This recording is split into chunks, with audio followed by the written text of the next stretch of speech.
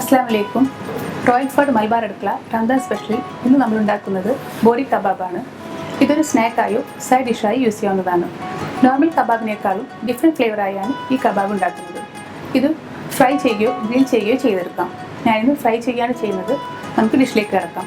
ഇതിന് വേണ്ട ingredients: 500 gram chicken breast, 2 bread, ഒരു ബോയിൽഡ് പൊട്ടാറ്റോ, 2 ബജി മുളക്, ഒരു ഫ്രൈ ചെയ്ത ഓണിയൻ, ഓയിൽ, 1 സ്പൂൺ ഫ്രഷ്ഡ് ചില്ലി, 1 മുട്ട, ginger garlic paste 1 spoon, 1 spoon pepper powder, 1/2 കെട്ട് മിന്റ് ലീവ്സ്, 1/2 കപ്പ് പാല്, ഉപ്പ്, 1 സ്പൂൺ സോയാ സോസ്.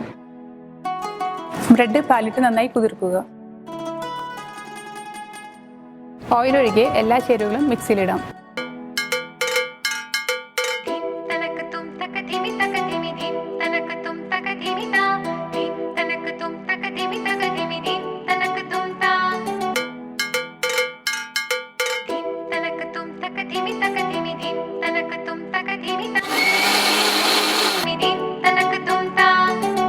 എല്ലാ ചേരുവകളും മിക്സായി കഴിഞ്ഞു.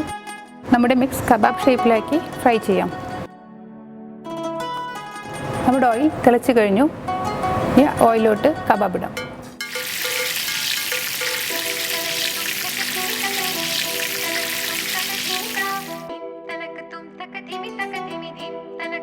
ബോറി കബാബ് റെഡി ആയിട്ടുണ്ട്. ഇനി ഇത് പ്ലേറ്റിലോട്ട് മാറ്റാം.